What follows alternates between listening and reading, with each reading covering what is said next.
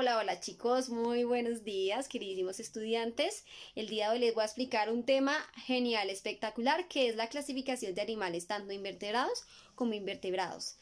Así que los invito a que se queden a ver este video, que tomen apuntes, que es muy importante, y posteriormente plasmen el mismo mapa conceptual en su cuaderno. Y recuerden, eso sí, que sin exigencia no hay excelencia. Vamos a empezar con la clasificación de animales.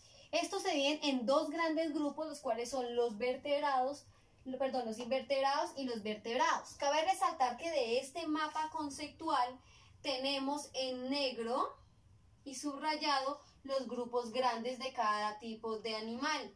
En rojo las subclasificaciones, y vemos que por ejemplo este de acá y este no tienen, o sea, sí tienen subclasificaciones, pero en esta clase no se las voy a enseñar, solamente vamos a hablar de las generalidades de todos los animales, pero en lugar de ello tienen ejemplos en color azul.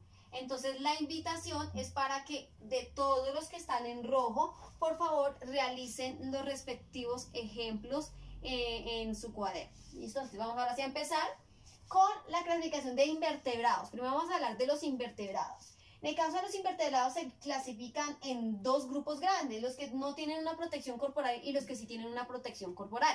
En el caso de estos primeros que no tienen una protección corporal, tenemos a los cnidarios, a los poríferos y a los gusanos. Cnidarios o nidarios también se les puede decir.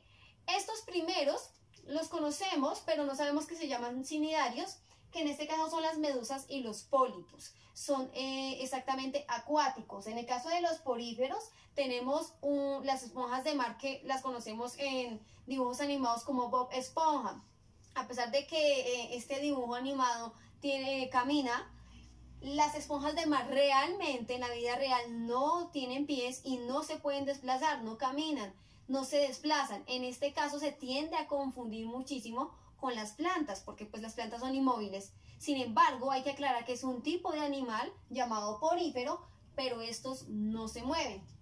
Los gusanos tenemos tres tipos: los anélidos, los nemátodos y finalmente los platelmintos. En el caso de los primeros también los conocemos. Los anélidos son gusanos anillados, es decir que alrededor de su cuerpo tiene anillos. Aquí conocemos la lombriz de tierra, que sería uno de los ejemplos. Aquí tenemos otro que es el nemátodo. El nemátodo es un gusano redondo, es decir, como el anterior, pero no tiene anillos.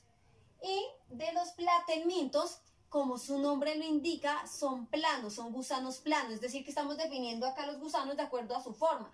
Primero anillado, el segundo es redondo y el tercero es un platelminto, o sea, plano. Aquí de ejemplo tenemos también la planaria, que también se encuentra en el intestino delgado muchas veces en los seres humanos. En el caso de los anélidos, hay otro animal que chupa sangre, ¿cierto? Que absorbe la sangre, que es la sanguijuela. Este es otro tipo de anélido o gusano anillado. En el caso de los de protección con protección corporal, tenemos tres grandes grupos: los artrópodos, los moluscos y los equinodermos. En el caso de los artrópodos, generalmente pensamos que un artrópodo solamente son las arañas, pero no. Los artrópodos se dividen en cuatro grandes grupos. Los primeros son los insectos. Todos los insectos que conocemos son un tipo de artrópodo. En el caso de los arácnidos son arañas, pero no solamente arañas, sino también tenemos a los alacranes y otro que se me fue ahorita, los arañas, los alacranes y los escorpiones, ya me acordé. En el caso de los crustáceos tenemos la langosta, el cangrejo, y los miriápodos muchas veces lo tienden a confundir con mariposas, pero no tiene nada que ver, porque una mariposa es un insecto de por sí. Entonces, en el caso de los miriápodos tenemos los 1000 pies o los 100 pies. No son gusanos porque estos tienen pies, se parecen a un gusano, pero estos tienen pies. Y hablando de las patas, precisamente estos artrópodos se dividen por los pares de las patas. Los insectos tienen 3 pares de patas, los arácnidos 4, los crustáceos 5 y los miriápodos tienen muchos pares de patas. Es decir, los insectos, al tener 3 pares de patas, 3 por 2, 6, es decir que todos los insectos tienen 6 patas. por eso son insectos. Entonces lo podemos identificar desde ese punto de vista. Los arácnidos, como los dije ahorita anteriormente en el ejemplo que se me ha olvidado el escorpión, los arácnidos tienen 4 pares de patas, es decir, 4 por 2, 8 patas en total. Los crustáceos tienen 10 patas porque tienen 5 pares. Y tendríamos los miriápodos, y quiero aclarar algo, no es que el 1000 pies tenga 1000 pies y el 100 pies tenga 100 pies. Esto no es cierto, simplemente es el nombre que se les pone para diferenciar que el 100 pies tiene mucho menos patas que el 1000 pies, pero tiene muchos pares.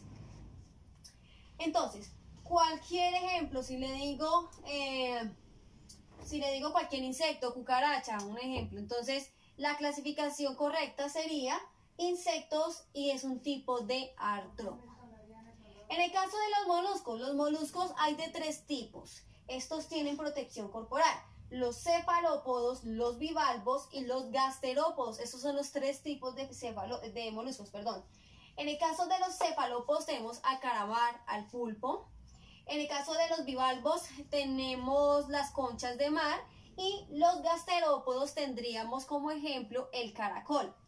Estos son los tipos de moluscos. Y de equinodermos sí tenemos al erizo de mar y estrella de mar. Estos serían los animales invertebrados. ¿Qué es lo más importante y lo que más me interesa? Que si les doy un ejemplo de un animal, ustedes puedan clasificármelo. Es decir, si yo les digo un ejemplo, un 1000 pies, entonces me van a decir, es un invertebrado con protección corporal, artrópodo, miriápodo. Esa sería la clasificación de un 1000 pies. Si les digo caracol, invertebrado con protección corporal, molusco y es un gasterópodo. Si le digo esponja de mar, invertebrado sin protección corporal y es un porífero o bueno, algún tipo de gusano. Entonces de lo mayor a lo menor. Eso es lo ideal con la clasificación de invertebrados en invertebrados. En este caso ya terminé con la explicación de invertebrados, entonces los invito a la explicación de vertebrados. Bueno, finalmente tenemos los vertebrados. Estos se clasifican en grupos que ya conocemos un poco más: mamíferos, aves, reptiles y peces, y me faltaría también anfibios, falta aquí la línea, anfibios. Entonces, en el caso de los anfibios, vamos a empezar a explicar los anfibios. Los anfibios tienen 3 subclasificaciones, la cual es urodelos, anuros y ápodos. En el caso de los ápodos son anfibios que no tienen pies, como un ejemplo la cecilia. Los anfibios anuros son aquellos que no tienen cola, como las ranas, los sapos. Y los urodelos son aquellos que sí tienen una cola larga, como la salamandra en este caso. Mamíferos, los hay de 3 tipos específicamente: placentarios, marsupiales y los monotremas. Los monotremas tienen características de otros animales, pero específicamente son de Australia. Los placentarios son los que desarrollan sus crías en placenta y los marsupiales son aquellos que desarrollan su cría en marsupios, es decir, el canguro es un ejemplo de marsupio que tiene una bolsa externa. Las aves, las hay de 2 tipos, las caminadoras y las voladoras. En el caso de las voladoras tenemos cualquier ave que vuela, un águila puede ser, y caminadoras son aquellas que no vuelan, como el avestruz. Reptiles, los saurios, crocodilianos, quelonios y ofidios, son unos nombres un poco más complejos de pronunciar. En el caso de los saurios tienen patas y tienen una cola muy larga, como por ejemplo el camaleón. Ese sería un ejemplo de un reptilsaurio. Reptilsaurio se le puede decir, inclusive se puede encontrar reptilsaurio. Entonces tendremos aquí la lagartija también. En los crocodilianos tendremos, como su nombre le indica, cocodrilos. Los quelonios son aquellos reptiles los cuales tienen una coraza, como por ejemplo la tortuga. Y los ofidios finalmente son aquellos reptiles que no tienen patas, y pues un ejemplo básico es la serpiente y pues todas las especies de serpientes. Finalmente tenemos los peces, se dividen en 2 grandes grupos, los óseos y los cartilaginosos, teniendo en cuenta que de cada uno hay grupos más grandes, pero yo estoy aquí explicando lo más general. En el caso de los peces óseos, conocemos la mojarra, que es la que comemos, ¿cierto? Y los cartilaginosos son el pez martillo y los tiburones específicamente que tienen o están formados por cartílago, por eso el nombre cartilaginosos. Listo, este sería grandes rasgos y como le dije ahorita anteriormente, se les puede poner un ejemplo y clasificarlo o que me clasifiquen y me den el ejemplo. Entonces, espero hayan comprendido esta clase tan importante.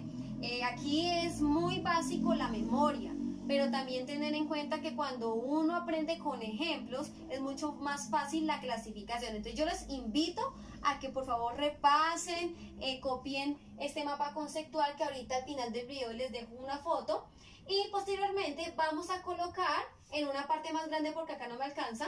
Al ladito, en color azul, vamos a colocar los ejemplos, ya sea los que yo dije en este video o pueden investigar más ejemplos. Entonces, los invito para realizar esta bella actividad y espero les haya gustado este video y hayan sobre todo comprendido. Los quiero mucho y nos vemos en la siguiente clase.